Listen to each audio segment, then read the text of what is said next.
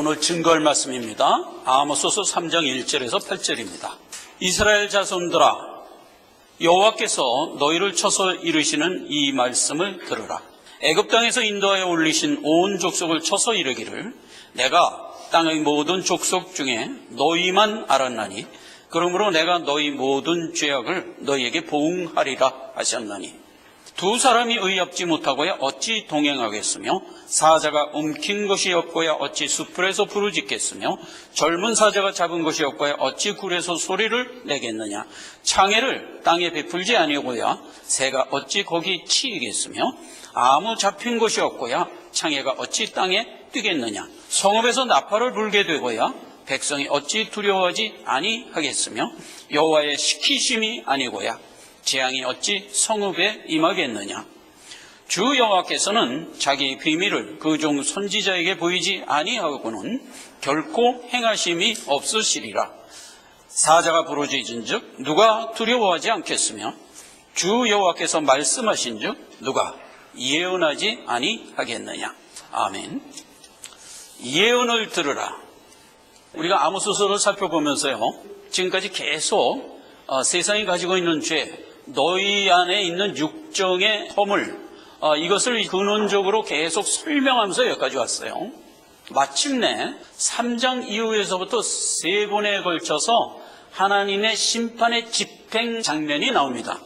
그 집행을 하기 앞서 그렇게 심판을 집행하는 것을 내 종 선지자의 입을 통하여 미리 고하였으니 너희는 이 예언을 들으라 라는 내용입니다. 그래서 오늘 제목이 예언을 들으라입니다.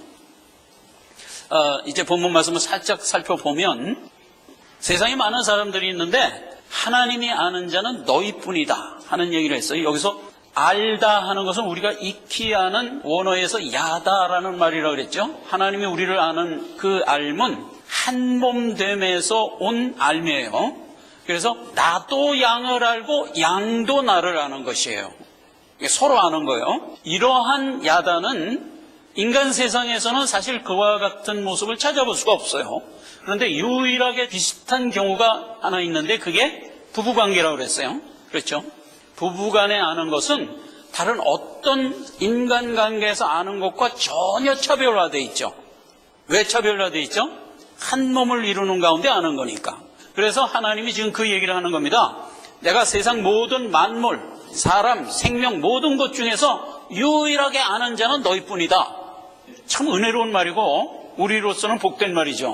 그렇게 이제 선언을 하면서 그래서 이 땅의 죄를 보응하러 오리라 이 말이에요. 보응. 그래서 보응이라는 말이 나왔어요. 그 다음에 보응하는 그 일을 하실 거는 행동하다 이 말이에요. 분명하다 이 말이에요. 어떻게 분명하냐? 액션이죠. 하나님이 하시는 일과 내가 너희에게 선포하는 일은 언제나 부합되어 있다 이거죠. 부합되어 있다. 그래서 내가 하는 말과 행동은 그것을 결합해 보면 유추할 수 있도록 되어 있다 이 말이에요. 그러면서 세상적인 예 4가지를 얘기합니다. 여기 보면 이렇게 되어 있어요. 두 사람이 의합지 않고야 어떻게 동행하겠느냐 이러겠죠. 동행한다는 것은 한 목적을 가지고 간다 이런 뜻이에요. 그럼 두 사람이 한 목적으로 향해서 가면 우리가 뭘 할 수 있어요? 저것들이 전에 의합을 했구만 이렇게 아는 거예요. 그렇죠? 당연한 거죠. 그 다음에 사자가 부르짖어요. 그럼 뭘 할 수 있어요? 저놈이 사슴을 잡은 모양이구만 그 얘기를 하는 거예요. 그 다음에 창해가 땅에서 뛰었어. 창해가 뭐냐? 그물 덫 이런 말이에요. 그럼 그물과 덫이 땅에서 툭 튀어올랐어. 그럼 뭐예요? 노루가 한 마리 잡힌 모양인데 새가 한 마리 걸려들은 모양인데 이렇게 안 되는 거죠. 나팔 소리가 나면 전쟁을 예비하는 거잖아요. 이와 같이 이 땅에 어떤 재앙이 일어났다면 뭐를 하는 거예요? 아하, 하나님이 역사하는구나를 아는 거다 이 말이에요. 내가 지금 심판을 자행하고 있는 것은 이렇게 행동한 상황으로 너희가 유추할 수 있어야 된다 이 말이에요. 내가 그냥 심판을 자행해. 그러면 모든 불신자들은 어떻게 생각해요? 지구적 어떤 우연한 사건에 의하여 이런 일이 벌어지는구나, 이렇게 생각하면 그건 불신적 생각이죠. 어떤 재앙이 우리 삶 가운데 역사되면 하나님의 뜻이 가입됐구나, 이게 이제 믿는 자가 세상을 살아가고 있는 삶의 어떤 기조죠. 그렇죠? 그 기조가 없으면 믿는 자가 아닌 겁니다. 3번에 걸쳐서 이제 앞으로 나올 거예요. 그 3번의 심판을 펼칠 건데, 그렇게 심판을 너희가 보거든 하나님이 지금 강력히 역사하는구나를 알려는 거예요. 너희로 하여금 알게 하는 일을 내 종 선지자에게 미리 주어 그로 하여금 선포하게 했다 이거예요. 7절, 여호와께서는 자기의 비밀을 그 종 선지자에게 보이지 아니하시고는 결코 행하심이 없으시리라. 자행되는 심판을 이미 내 종 선지자의 입을 통해서 이미 선고를 한 번 했었다는 얘기죠. 너희가 귀뚱으로 들어서 몰라서 그렇지 이미 나는 했다 이거예요. 이거는 지금 누구를 지칭하는 말이냐면 아모스 선지자를 지칭하는 말이에요. 그래서 이제 아모스 선지자를 통해서 북이스라엘에 와서 계속 선지를 하게 했단 말이에요. 죄를 징벌하는 이 역사를 듣고 예비를 했어야지. 8절에 사자가 부르짖은 즉 누가 두려워하지 않겠느냐? 주 여호와께서 말씀하신 즉 누가 예언하지 않겠느냐? 이건 당연한 거예요. 이 사자가 부르짖으면 우리가 다 두려워하듯이 하나님이 아모스에게 와서 어떤 뜻을 알려줬다면 그 아모스가 어찌 예언하지 않을 수 있냐 이거예요. 서론에서 살펴봤을 때 아모스는 어떤 사람이라고 그랬죠? 보난자, 굉장히 부자, 목장 경영주였어요. 오늘날로 얘기하면 재벌 총수였다고요. 그런 아모스가 자기가 뭐가 부족해서 모든 걸 내려놓고 하나님의 말씀을 나가서 증거하겠어요. 그것도 자기 나라도 아니고 이웃나라 북이스라엘에 가서. 그럴 정도라면은 아모스에게 얼마나 엄청난 하나님의 경외함이 가입했는지 우리가 미루어 짐작할 수 있잖아요. 여호와께서 말씀하신 즉 어찌 아모스가 예언하지 않을 수 있겠느냐. 이런 비슷한 예는 성경에서 누가 한 번 더 있었죠? 아브라함. 갈대아 우르에서 신나게 살고 있을 때 하나님이 와서 이놈 일어나. 그랬더니 아브라함이 그 경외함에 눌려갖고 모든 것을 버리고 일어났잖아요. 가나안으로 가. 그러니까 그냥 갔잖아요. 그때 아브라함은 어마어마한 초를 느낀 거예요. 묻지도 못하고 감히 당신이 도대체 누구요? 왜 거길 가라고 합니까? 묻지도 못하고 그냥 일어나서 갔다고요. 하나님 역사 이렇게 확실한 거예요. 만약 어떤 뜻을 갖고 내게 임한다면 이렇게 확실하다 이거예요. 이건 아브라함과 아모스만의 예가 절대 아닙니다. 우리의 예입니다. 우리의 예예요. 여러분, 지금 90억 가까이 되는 세계 인구 중에서 하나님의 음성을 듣고 알았습니다, 믿겠습니다 하고 나온 자들이에요. 여러분이 아브라함 전혀 못지않아요. 아모스 전혀 못지않아요. 이렇게 나올 수 없는 문제예요. 뭐로 증명하죠? 극히 소수예요. 복음이 내 귀에 들릴 때 믿고 나올 수 있는 자는 어마어마한 은혜를 지금 내가 이미 받은 증거예요. 오늘 본문 말씀에서도 이걸 우리가 다시 한번 감사하는 계기가 되기를 원합니다. 자, 이제 본문 말씀에 여호와의 비밀이라고 그랬어요. 여호와의 비밀 그러면 우리는 이제 너무 이제 굉장히 크게 들려요. 여호와의 비밀 그러면 얼마나 많을까? 그런 생각 안 드세요? 그렇죠? 천지를 만드신 하나님이신데 하나님이 가지고 있는 그 뜻의 비밀이 얼마나 넓고 크겠어요? 세상에서 유명한 예언자는 누굴 칠 수 있어요? 노스트라다무스. 그 사람이 자기가 가지고 있는 비밀을 얘기한 것은 책으로 이만큼이야. 하자는 그 예언자 하나도 이만큼이 있는데 하나님이 가지고 있는 그 뜻에 대한 비밀이 얼마나 크겠어요? 그런데 여러분, 비밀은 너무나 간단해요. 그래서 오늘 그걸 살펴보면서 은혜를 받기를 원합니다. 자, 여러분, 여호와의 비밀 그러면 내가 너희 죄를 보응하리라 해요. 요거 하나예요. 그리고 내가 보응하는 그것을 이미 선포했으니 너희는 그것을 들으라 해요. 요것밖에 없어요. 여호와의 비밀이 엄청 많을 것 같은데 아니에요. 내가 너희를 보응하리라예요. 요거 하나인데, 그럼 보응하리라라는 얘기가 무슨 뜻을 품고 있느냐? 정확하게 두 가지예요. 내 백성은 구원하고 죄는 멸하리라. 요게 보응이에요. 여호와 하나님이 가지고 있는 뜻이며 여호와 하나님이 우리에게 알게 하고자 하는 비밀이에요. 비밀, 그러니까 뭐 어마어마하게 크게 생각하는데 아니에요. 내가 너를 구원하리라. 그리고 주변에 있는 더러운 것들은 싹 소멸하리라. 성경적 용어로 여기서는 지금 뭐라고 얘기했어요? 보응하리라예요. 그래서 이 보응이라는 말을 성경 전체를 통틀어서 봤어. 그랬더니 하나님이 임하리라, 방문하리라, 이런 말로 주로 썼어요. 하나님이 임하면 어떤 일이 생기냐? 두 가지 일밖에 안 생겨요. 그가 구원을 받든지 멸망하든지예요. 그걸 보응이라고 얘기한 거예요. 실질은 뭐예요? 하나님이 행차하는 거예요. 창세기 21장 1절에 보면 사라에게 찾아오세요. 그러니까 어떤 일이 생겼나? 이삭을 낳죠. 구원이 된 거예요. 그 다음에 출애굽기 32장 34절에 되면 예언을 해주는데, 때가 되면 너의 메시아가 방문하리라. 그걸 우리말 성경은 뭐라고 되어 있냐면, 때가 되면 너와 같은 선지자가 와서 너를 보응하리라, 이렇게 되어 있어요. 이게 언제 성취되죠?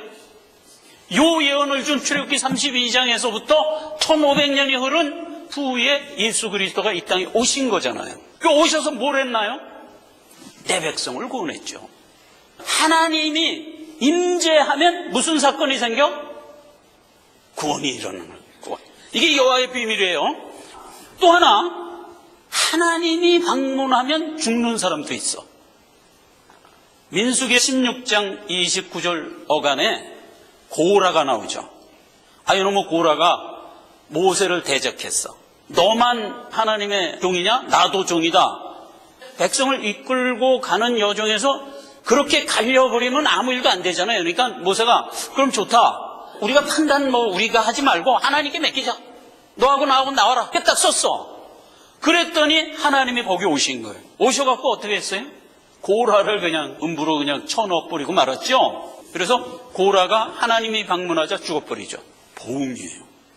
그러면 보세요. 하나님이 이스라엘 백성을 택하여서 홍해를 건너서 데리고 어디로 갔냐면 시내산으로 데려갔어요. 그래서 시내산에서 하나님이 나타나신 거야. 백성들에게 생명법을 줬어요. 율법을 준 거야. 하나님은 영이시기 때문에 육신을 가진 우리와 대면하여 말할 수가 없어요. 시내산 꼭대기에 불꽃 가운데 나타내서 음성으로 막 준 거야. 다 얘기를 하고 하나님이 백성들한테 묻습니다.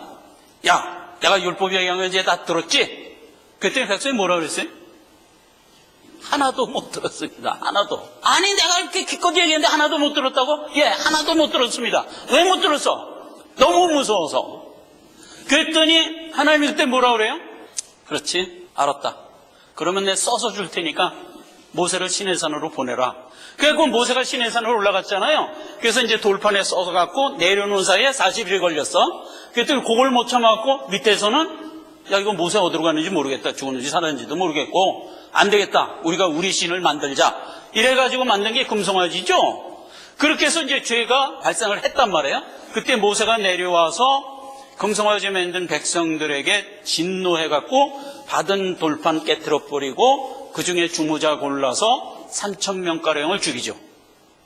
근데 이제 모세가 그때 그걸 아는 겁니다. 이건 3,000명 죽어서 될 일이 아니다. 이건 근원적으로 문제를 해결해야 된다.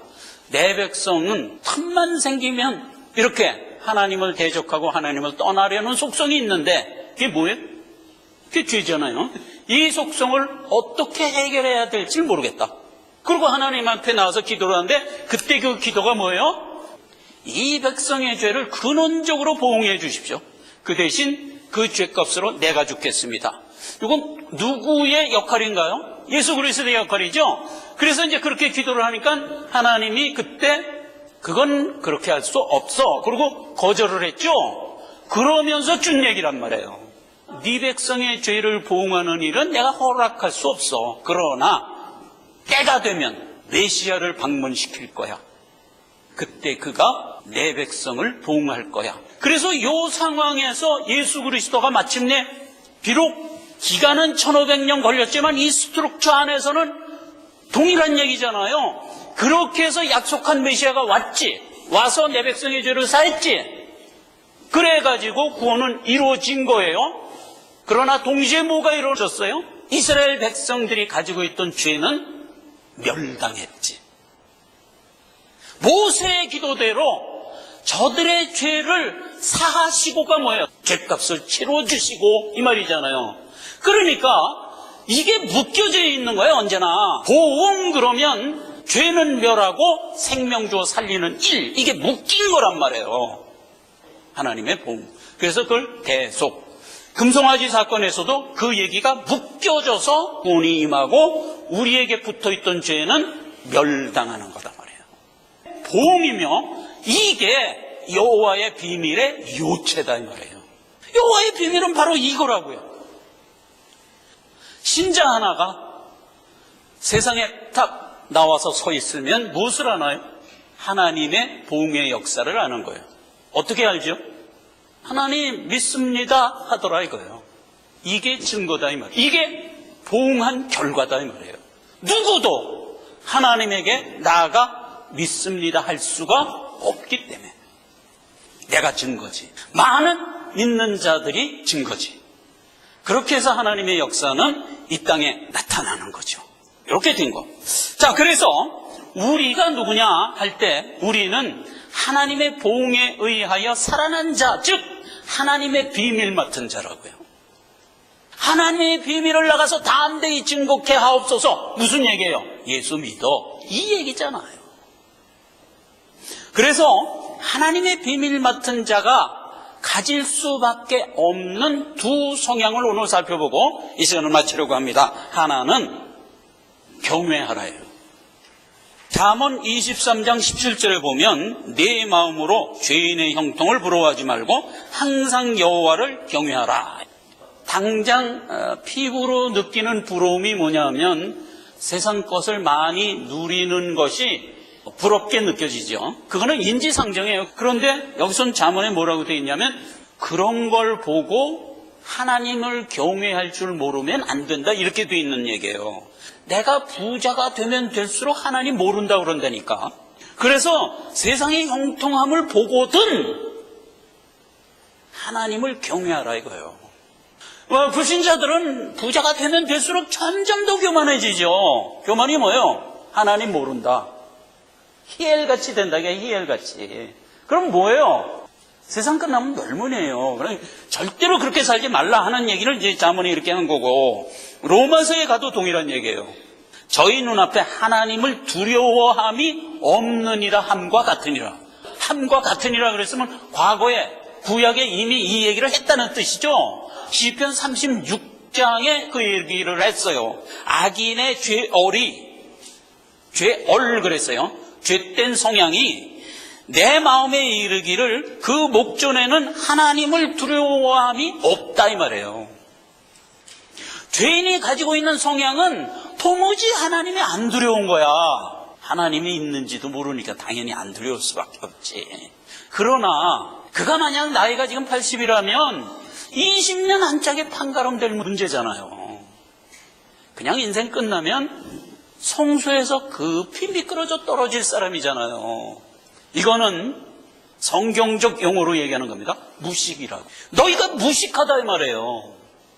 하나님의 비밀을 모르는 무식이잖아요.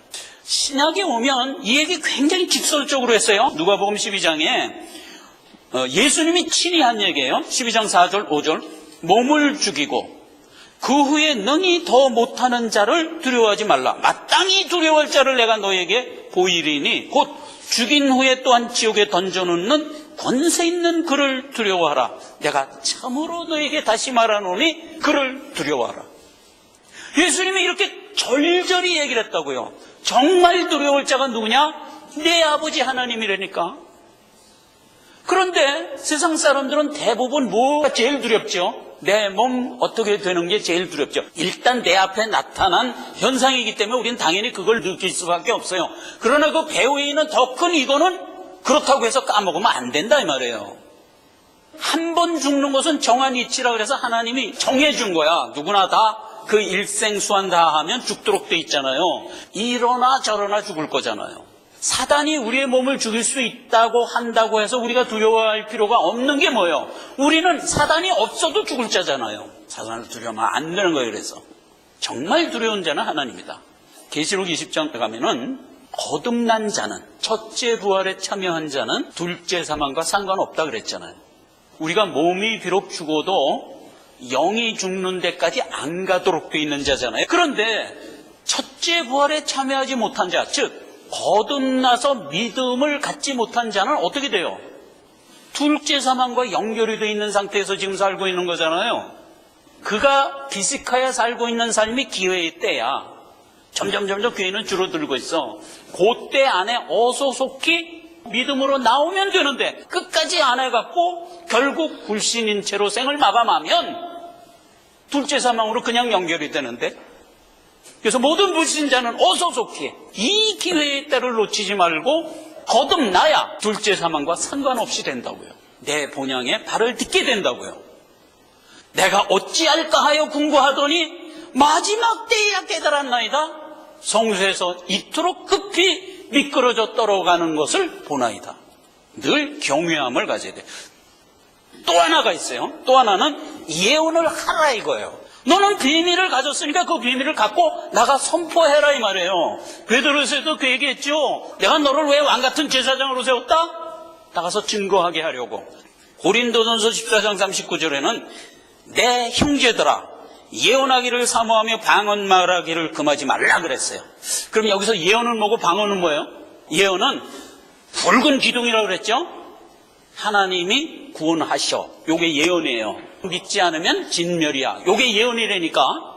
그 다음에 방언 말하는 걸 금하지 말라 그랬어요. 그럼 방언은 뭘까?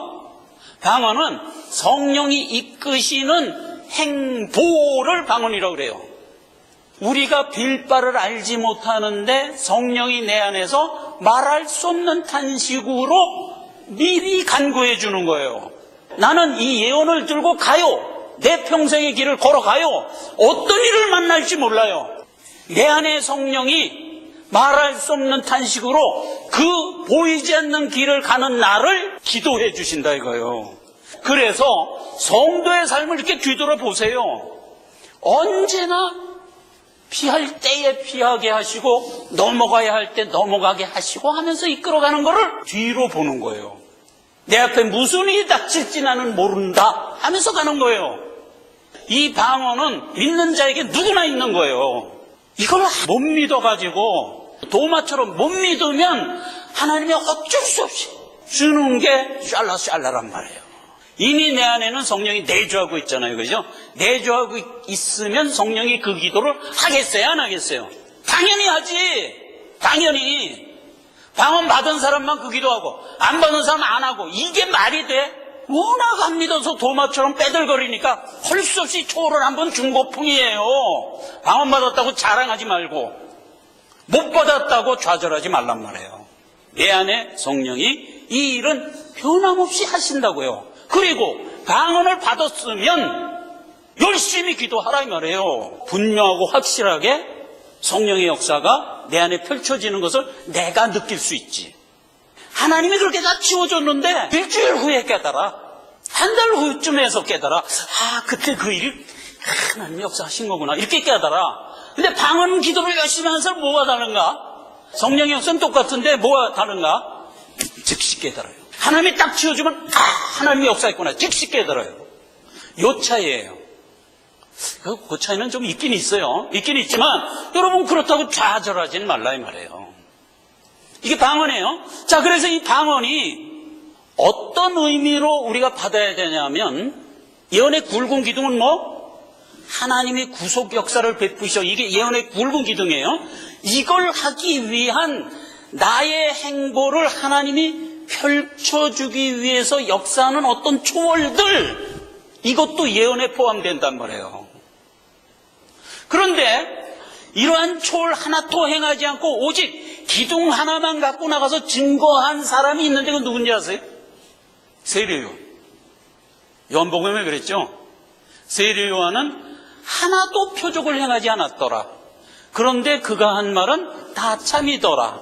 그래서 많은 사람이 믿고 나오더라. 이렇게 돼 있죠.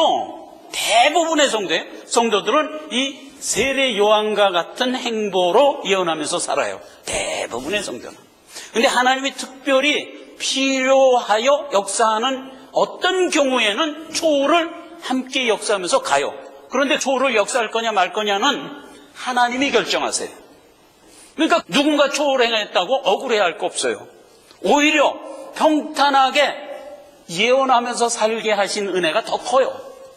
예언은 그렇게 초월적으로도 역사한다 이 말이에요. 근데 이거는 실제로 간증을 들으면 더 확실히 우리가 알 수 있어요.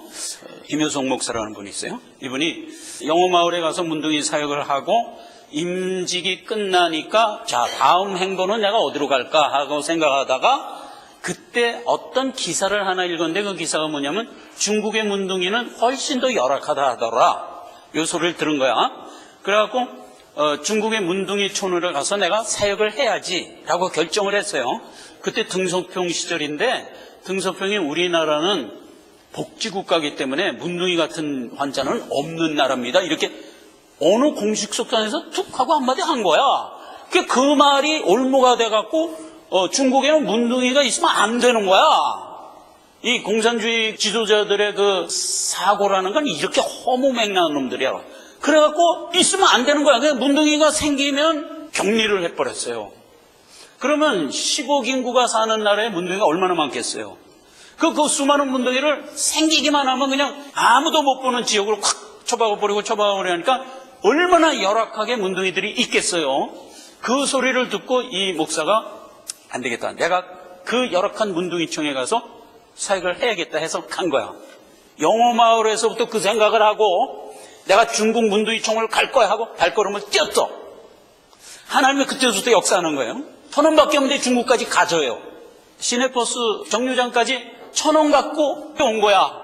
광주역에 딱 섰는데 어떤 사람이 아이 목사님 웬일이세요? 어디 가세요? 서울 가는데 서울표 제가 끊어드릴게요 해서 서울 끊고 서울 왔어요. 서울역에 딱 도착하니까 또 어떤 성도가 하나 와서 아니 목사님 어디 가세요? 나 지금 중국 가려고. 그때는 이제 중국에 직항 노선이 없을 때요. 가는 표는 제가 끊어드릴게요 해갖고 일단 홍콩까지 가는 표를 끊어줬어. 이제 홍콩 가서 비자 받아서 중국 가야 돼요. 비행기 안에서 어떤 사람을 만난 거야. 내가 내 집에 모셔야 되겠다 해갖고 집으로 모셨어. 이 사람은 굉장히 부자예요. 상인인데 굉장히 부자야. 그래갖고 이제 비자 내가 받아줄 테니까 비자 나올 때까지 우리 집에 머물고 비자 나오면 그때 가세요. 그리고 지 집에 데려다 난 거야.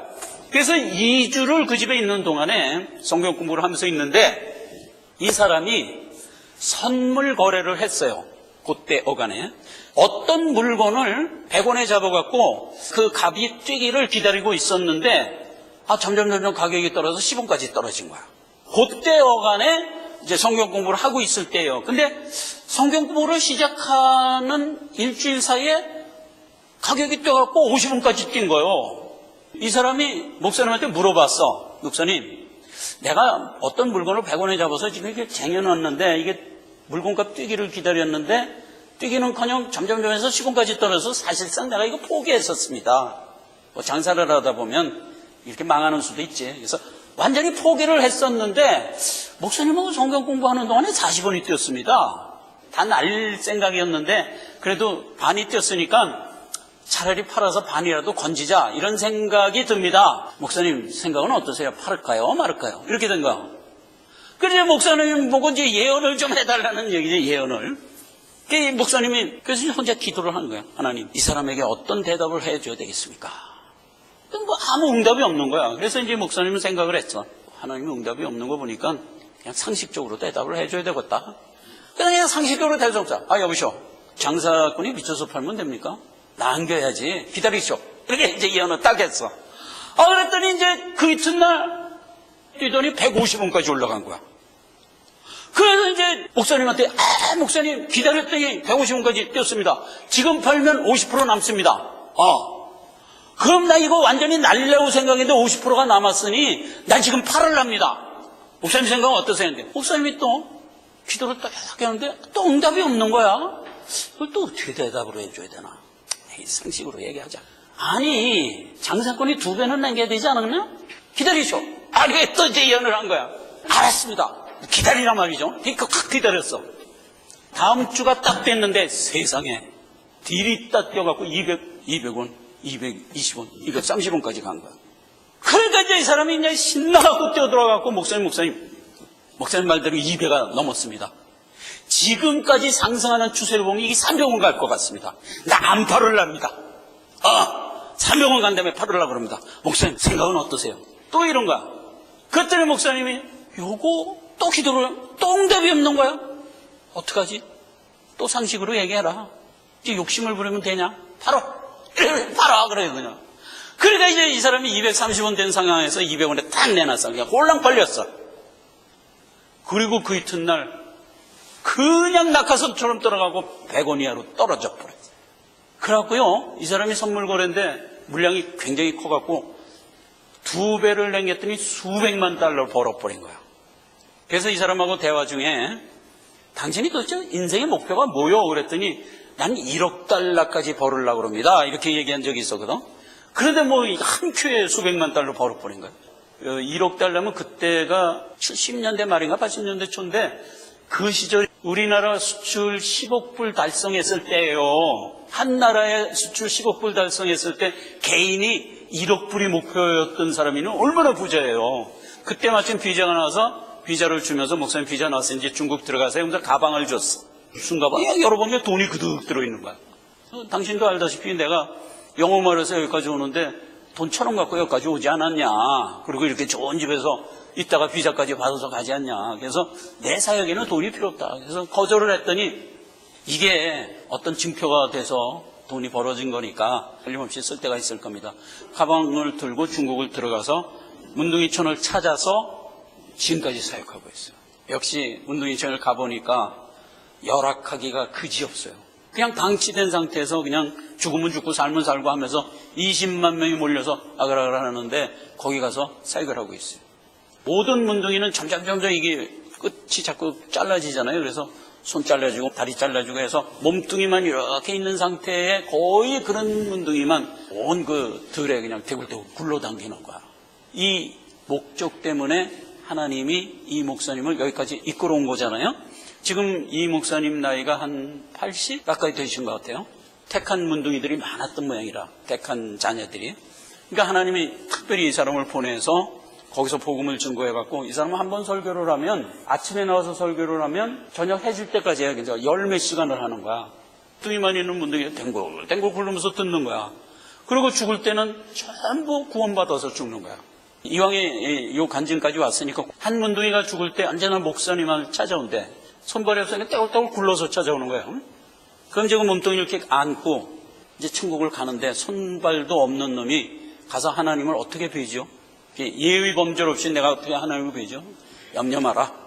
넌 하나님이 택했고 천국 가면 네가 가장 아름다웠을 때의 나이로 돌아가서 모든 것이 다 회복된다.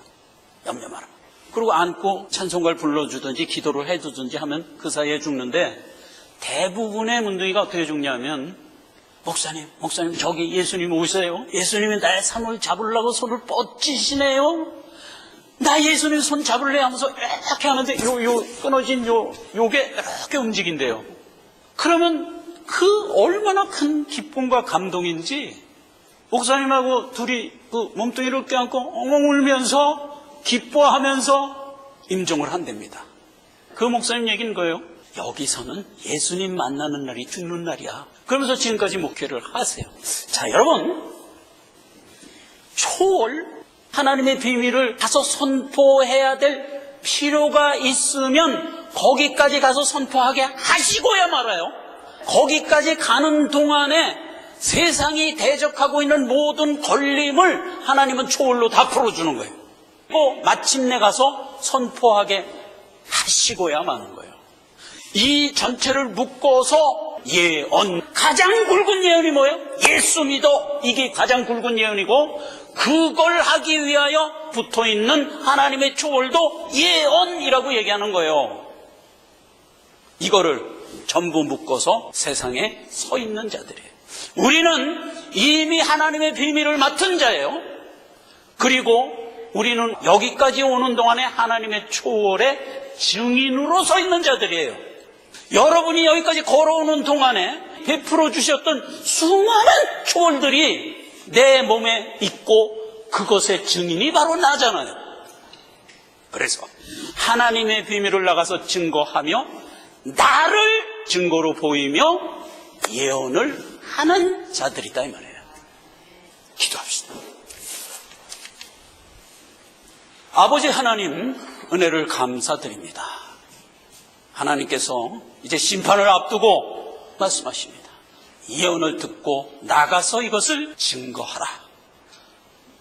우리가 하나님의 비밀 맡은 자로서 이 일에 부름받은 자입니다. 하나님 은혜를 감사합니다. 나가 증거할 때 하나님의 역사가 함께 하시옵소서. 예수님의 이름으로 기도했습니다. 아멘.